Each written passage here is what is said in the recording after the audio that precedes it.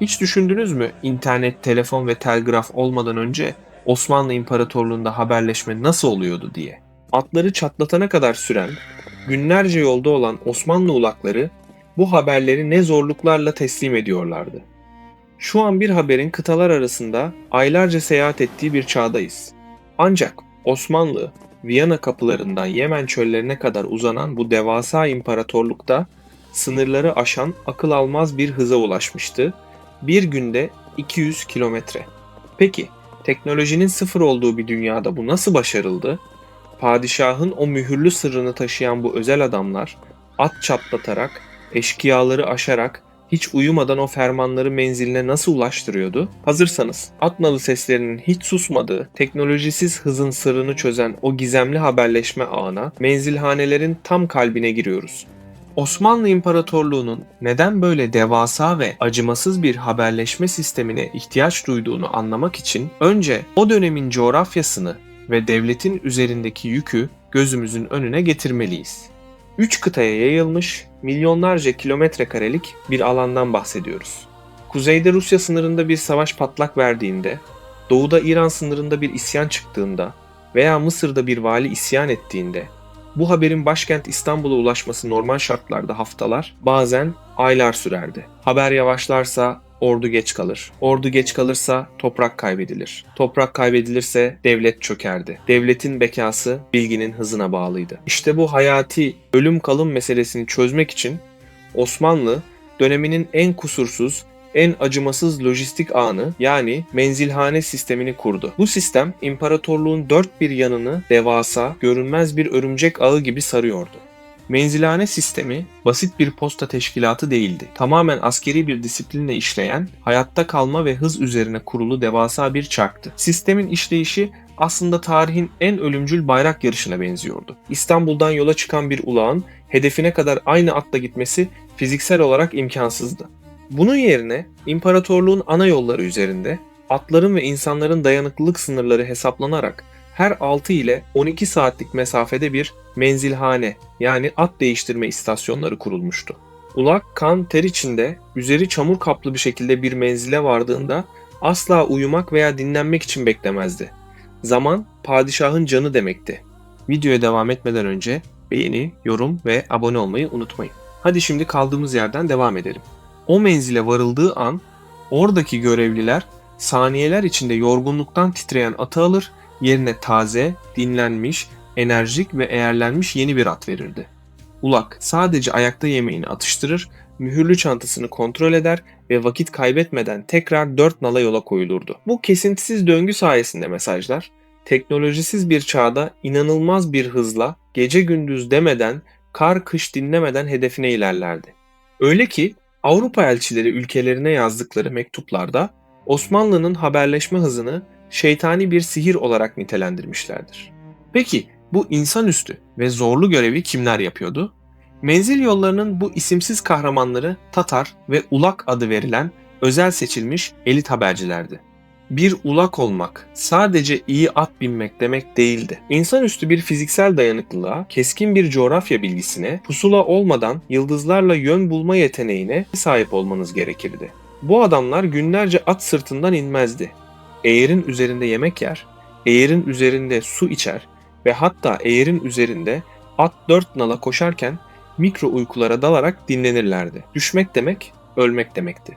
Padişahın mührünü taşıyan o ferman, ulağın kendi canından, ailesinden, her şeyinden daha değerliydi. Çantalarındaki o belgeyi kaybetmenin, geciktirmenin veya düşmana kaptırmanın cezası kesin ölümdü, mazereti yoktu. Bu yüzden bir ulak, yola çıkarken sadece fermanını değil, görünmez kefenini de yanında taşırdı. Onlar, devletin sırrını bedenlerinde taşıyan, yorulmak nedir bilmeyen ölümsüz süvarilerdi. Yüzleri güneşten kavrulmuş bu adamlar imparatorluğun gerçek sinir sistemiydi. Türkçe'de bugün hala sıkça kullandığımız, aşırı yorulmayı anlatan at çatlatmak deyiminin o korkunç ve gerçek yüzü işte tam olarak bu sistemden, bu yollardan gelir. Bazen haber o kadar acil, o kadar hayati olurdu ki, ulak bir sonraki menzile ulaşamadan, altındaki at yorgunluktan, ciğerleri patlayarak veya kalbi durarak olduğu yerde yığılıp ölürdü. Ancak at ölse bile haberin durmaya, beklemeye hakkı yoktu.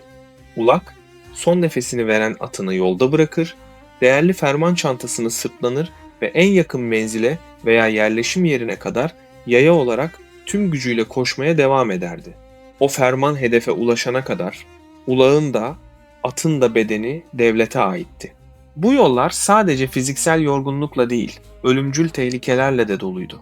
Yolda vahşi hayvan saldırıları, dondurucu Balkan soğukları, kavurucu Suriye ve Irak çölleri ve en kötüsü de fermanı ele geçirmek isteyen, devletin sırrını satmak isteyen acımasız eşkıyalar pusuda beklerdi. Bu yüzden ulaklar tepeden tırnağa silahlı gezerdi. Ancak devlet kendi habercisini korumak için çok daha büyük bir korku ağı örmüştü.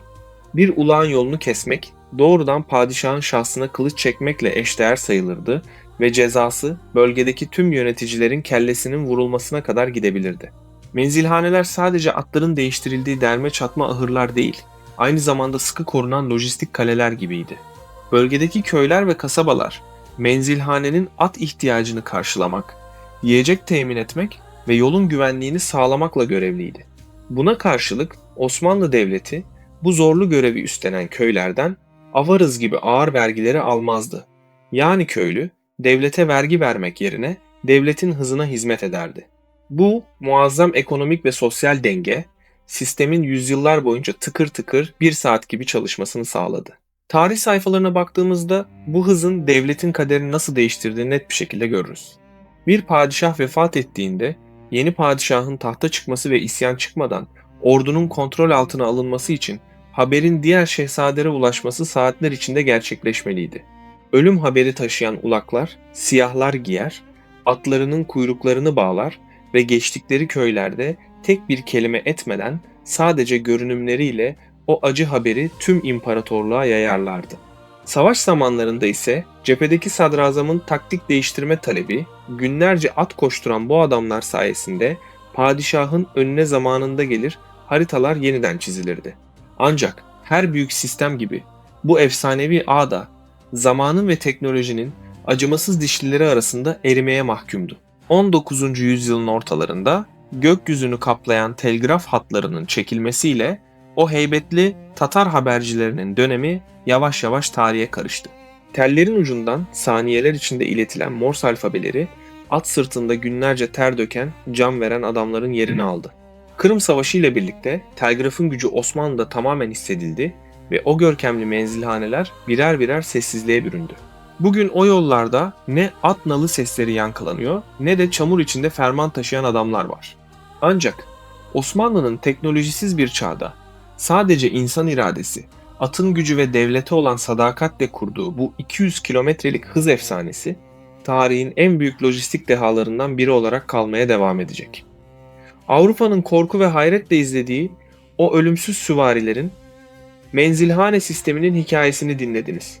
Eğer o karanlık fırtınalarda at koşturan Tatarların hikayesi sizi de büyülediyse, bu büyük emeğe destek olmak için videoyu beğenmeyi ve Mamba Tarihi'ye abone olmayı unutmayın.